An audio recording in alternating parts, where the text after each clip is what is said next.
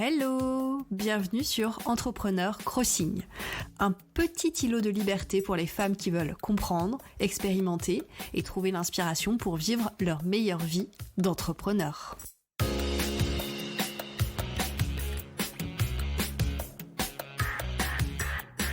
Je suis Caroline Imbert et une fois par semaine, nous explorons les différentes pratiques, théories et questions qui vont t'aider à développer sereinement un business qui te ressemble. Et pour la dose d'inspiration, j'invite une fois par mois une entrepreneure à partager ses propres trucs et astuces. Allez, c'est parti pour l'épisode du jour. Bonjour. Je suis super contente de te retrouver pour une nouvelle semaine et donc un nouvel épisode d'Entrepreneur Crossing pour te parler d'une méthode que je kiffe, la méthode du rétro-planning. Alors si tu m'écoutes depuis un petit moment, je t'en ai déjà parlé de nombreuses fois du rétro-planning, notamment dans les épisodes 16, 17 et 18 qui parlent du bilan de mon premier lancement de formation raté. Si tu les as pas encore écoutés ces épisodes, je t'invite à y aller maintenant ou à la fin de cet épisode. Et donc comme je te le disais, le rétro-planning c'est vraiment une méthode que j'adore et que j'ai découvert durant mes études en communication. Et que depuis j'utilise notamment en gestion de projet. C'est une méthode qui est super puissante. Alors certes, elle est un peu contraignante au départ, puisqu'il faut penser à toutes les tâches que tu vas devoir faire pour atteindre ton objectif. Mais ensuite, une fois que tu as bien réfléchi et que tu as tout écrit, tu as juste à dérouler le chemin. Et je te conseille particulièrement de tester le rétro-planning si ce n'est pas déjà fait. Si tu as un objectif, une formation ou un événement qui nécessite d'être fait à une date précise. Tu vois, si tu as un projet de ce type qui nécessite vraiment d'être réalisé à un temps T qui est défini, tu vas voir que le rétro-planning peut être vraiment très très très pratique pour t'aider à organiser ce genre de tâches. Et là, tu dois te dire, mais Caro, c'est quoi un rétro-planning ? Tu nous parles de ça comme si c'était le Messie, mais qu'est-ce que c'est ? Alors, un rétro-planning, c'est donc une méthode, comme je te l'ai dit, pour lister de manière détaillée toutes les tâches que tu dois accomplir pour atteindre un objectif spécifique, et ce, par ordre chronologique inversé. Pour faire un rétro-planning, tu vas donc partir de la fin, de la date à laquelle ton objectif doit être réalisé, et tu vas remonter le temps petit à petit pour déterminer tout ce qui doit être fait pour y arriver. Comme je te l'ai dit, le rétro-planning, c'est un outil de gestion de projet qui te permet d'organiser ton travail et de t'assurer que tu vas atteindre tes objectifs dans les délais impartis. Il peut être utilisé pour tous les types de projets, que ce soit personnel ou professionnel, et comme je te le disais en intro, c'est encore plus adapté pour les projets qui ont vraiment une date ultra précise pour être réalisés. Maintenant, je vais te donner un tout petit exemple. Pour créer le rétro-planning du lancement de ma formation, je me suis posé les questions suivantes. Alors d'abord, c'est quoi mon objectif ? C'est lancer les inscriptions à ma formation raison d'être et objectif, si possible à telle date. Ensuite, je vais me demander quels sont les éléments indispensables pour lancer ma formation. Donc là, on va parler de sous-objectifs. On va commencer à découper mon objectif en sous-objectifs pour bien tout réaliser. Et donc là, je vais commencer à me dire, ok, donc la personne s'inscrit, achète ma formation, donc il faut que la page de vente soit active et soit bien implémentée pour que la personne puisse acheter. Voilà, déjà, il va falloir que je travaille sur la page de vente. Il va falloir aussi que dès que la personne achète la formation, elle puisse recevoir les accès à la formation sur l'outil en ligne. Donc ça veut dire qu'au préalable, j'ai mis en place un process automatique pour envoyer un mail à la personne qui achète ma formation. J'ai mis en ligne ma formation, donc ça veut dire que j'ai créé mes vidéos, j'ai testé ma formation, je l'ai éventuellement fait tester à quelqu'un d'autre, j'ai préparé les petits workbooks supplémentaires, voilà. Ensuite, pour arriver à cette page de vente, il faut que les personnes aient entendu parler de ma formation. Il va falloir que je travaille sur le marketing. Comment est-ce que les personnes vont avoir entendu parler de ma formation sur les réseaux sociaux, les personnes qui se sont inscrites à la liste d'attente, donc il faut envoyer des mailings, il faut les préparer. Les personnes qui ont téléchargé mes freebies, il faut que je commence à réchauffer mon audience. Voilà, donc tu vois, je pars de la fin et je commence à me dire, ok, donc qu'est-ce qu'il faut que j'ai mis en place pour que les personnes puisses acheter ma formation. Une fois que j'ai fait ça, je me rends compte que les sous-objectifs que j'ai définis sont encore un petit peu gros et que si je place ça dans mon planning, ça va être un petit peu trop imposant pour me motiver à travailler dessus. Alors pour ça, je te renvoie à d'anciens épisodes de podcast, notamment celui sur les biais cognitifs, le biais d'actualisation hyperbolique, qui va t'expliquer pourquoi est-ce que c'est important pour ta motivation de découper vraiment au maximum toutes les tâches que tu as à faire en toutes petites tâches faciles à réaliser. Donc je découpe en sous-objectifs. Pour que l'apprenante puisse commencer à regarder les vidéos, il faut que je les mise en ligne. Et pour l'avoir mise en ligne, il faut que je l'ai finalisée, il faut que je l'ai montée. Et pour la monter, il faut que je l'ai enregistrée. Et que j'ai aussi travaillé sur un support visuel. Et pour enregistrer ma vidéo, c'est important que j'ai déjà écrit un script, que je l'ai relu, que je l'enregistre. Donc tu comprends, je pars de la fin et je vais dérouler toutes les tâches toutes les sous-tâches importantes qu'il faut que je fasse pour arriver au résultat auquel je souhaite arriver. Une fois que je me suis posé toutes ces questions et que j'ai tout découpé, redécoupé, émincé, je vais mettre ça dans mon planning. Donc je me pose devant mon agenda, je regarde mes tâches et je vois si tout rentre dans mon agenda. Maintenant que je t'ai expliqué ce qu'est un rétroplanning, on va discuter de pourquoi c'est un outil qui est particulièrement utile et c'est quoi les bénéfices du rétroplanning. Comme tu as pu peut-être le deviner dans mon point précédent, faire la méthode du rétroplanning, ça te permet de vérifier la faisabilité de ton projet. Par exemple, si ton objectif c'est de sortir une formation dans 2 semaines, mais que pour ça tu dois scripter, tourner 10 vidéos, préparer ton marketing, créer tes conditions générales de vente et que tu n'as que 2 jours par semaine consacrés à ce projet, en faisant ton rétroplanning, tu vas vite te rendre compte que tu ne pourras pas faire tenir toutes ces tâches dans ton emploi du temps. Donc ça te permet vraiment de vérifier la faisabilité de ton projet. Ensuite, autre bénéfice du rétroplanning, du planning en général, ça te permet de savoir exactement ce que tu peux faire maintenant pour avancer vers ton objectif. Parce que tu as tout détaillé au préalable, toutes les tâches, toutes les sous-tâches. Et du coup, quand tu te mets au travail, tu as juste à regarder ton planning et voir ce que tu dois faire à cette période. Donc ça te permet aussi de n'oublier aucune tâche et de bien gérer ton temps. Parce que c'est vrai que si on n'a pas fait ce travail préalable de découper toutes les tâches en sous-tâches et de mettre ça dans notre emploi du temps, on risque d'oublier des tâches et au dernier moment, au moment de lancer la formation ou de lancer l'événement, se rendre compte que, oh mon Dieu, on a oublié de faire ce truc qui était indispensable. Ensuite, faire cette méthode du rétroplanning, ça te permet aussi du coup de visualiser plus facilement ton objectif et toutes les étapes qu'il faut pour l'atteindre. Ça te permet aussi d'anticiper les obstacles potentiels et de trouver des solutions à l'avance. Puisque tu vas imaginer tout le process pour atteindre ton objectif, tu vas pouvoir voir où il risque d'y avoir des points de friction et du coup d'anticiper et de voir comment est-ce que tu pourrais résoudre ces points de friction-là.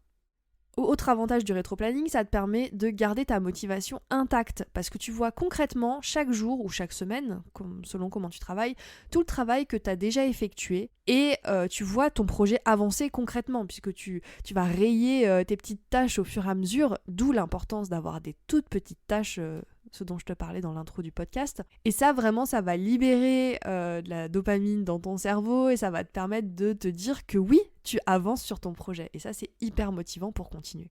Ça, je te l'ai déjà dit aussi dans mes épisodes bilan, l'avantage de faire cette méthode du rétroplanning, ça te permet de pas réfléchir, en fait, de poser ton cerveau pendant que tu travailles sur toutes les tâches qui te permettent d'atteindre ton objectif.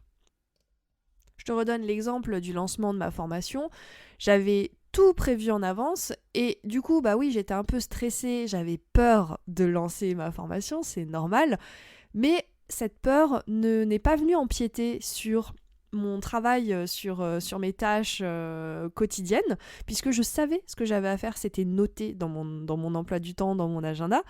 Et du coup, j'étais obligée de tout faire. Voilà, je me suis pas dit « Ah non, mais ça, c'est peut-être pas nécessaire, j'ai pas le temps, etc. » Non, j'avais tout prévu, j'ai tout fait. Et ça m'a vraiment permis d'être beaucoup plus sereine dans mon lancement, de me concentrer sur le travail sur les tâches et pas la réflexion autour de qu'est-ce que je dois faire pour lancer ma formation. Maintenant que j'espère t'avoir convaincu de la puissance du rétro-planning, on va parler outils. Alors, en fait, il existe vraiment beaucoup d'outils que tu peux utiliser pour faire un rétro-planning. Je vais t'en citer 3, même 4. Et si jamais tu veux faire des recherches sur les outils intéressants pour faire un rétro-planning, tu peux aller chercher du côté des outils pour faire des diagrammes de Gantt. Gantt, G-A-N-T-T, donc c'est une méthode de représentation d'un planning en gestion de projet. Le diagramme de Gantt, ça structure de manière visuelle les données que tu auras rassemblées grâce à ta méthode de rétro-planning, puisqu'en fait le rétro-planning c'est bien une méthode de création de planning, et ensuite tu peux utiliser toutes les visualisations de planning que tu veux pour la représentation visuelle de ton planning. Ce que tu peux utiliser, alors c'est ce que j'utilisais à mes débuts, c'est un tableau Excel ou une feuille de calcul Google Sheet. Donc c'est simple, ça fait très bien l'affaire. Il existe des tutoriels ou des templates qui peuvent t'aider à transformer ton tableur en diagramme de Gantt rétro-planning. Donc moi, comme je te dis, c'est ce que j'ai longtemps utilisé pour ma gestion de projet et franchement, ça fait le boulot si jamais t'as pas envie de passer sur des logiciels en ligne un peu plus élaborés. Ça fait très bien l'affaire et ça te permet aussi, autre avantage que j'ai pas listé précédemment, ça te permet de garder une trace du temps de travail que tu as passé sur un projet en particulier. Je te donne un exemple. Avant, je faisais des créations de sites internet pour des entrepreneuses, pour des clientes entrepreneuses, et justement, j'utilisais une feuille de calcul Google Sheet avec un petit template diagramme de Gantt pour voir combien de temps je passais sur les projets et comment ça se distribuait dans le temps, ce qui me permettait ensuite, pour les prochains sites web que j'allais faire, de mieux évaluer le temps que j'allais passer sur ce type de projet.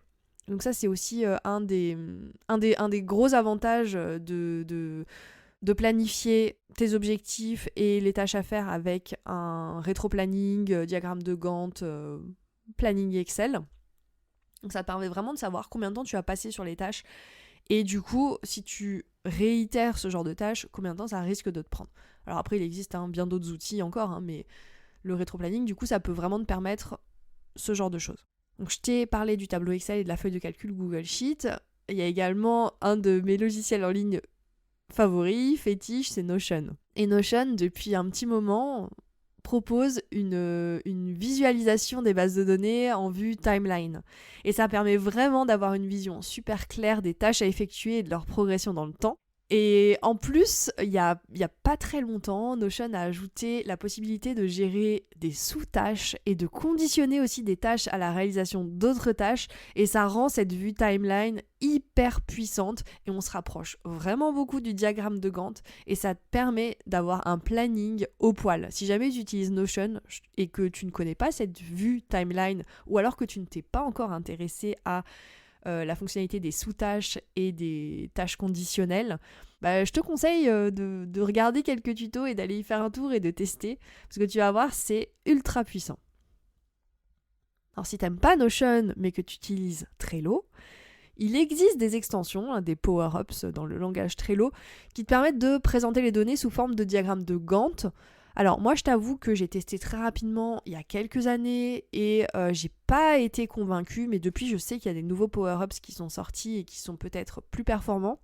Mais du coup je sais que cette fonctionnalité elle est utilisée avec Trello, donc si toi c'est ton outil de travail et que t'as pas envie de changer d'outil, tu peux peut-être essayer. En description de l'épisode, je te mets un lien vers le blog de Trello qui explique comment créer un diagramme de Gantt en ligne avec Trello. Et ensuite, le quatrième outil bonus, on va dire, qui va pas te permettre d'avoir une visualisation de ton planning, mais qui va certainement t'aider dans la démarche de découper tes objectifs en sous-objectifs et en sous-sous-sous-objectifs et d'avoir comme ça un panel de tâches ultra détaillées sur ce que tu as à faire par grands objectifs, c'est la carte mentale. La carte mentale, je t'en parle dans l'épisode 6 de mon podcast, donc si jamais tu ne connais pas l'outil, tu peux aller voir ce que ça donne. Et moi, j'utilise beaucoup la carte mentale pour faire du jus de cerveau, tu vois, pour sortir ce que j'ai dans la tête et structurer surtout ce que j'ai dans ma tête. Donc ça peut être ultra utile dans la partie découpage des objectifs et découpage des tâches. Et encore une fois, si ça t'intéresse, j'ai fait une grande carte mentale de mon bilan de lancement de formation.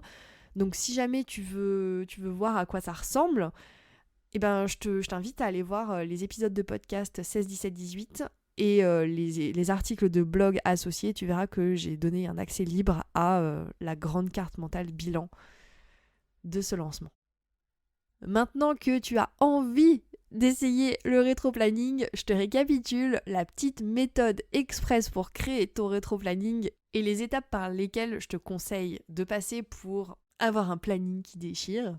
L'étape 1, tu détermines ton objectif et la date à laquelle tu souhaites l'atteindre. Donc c'est important que ton objectif soit bien formulé.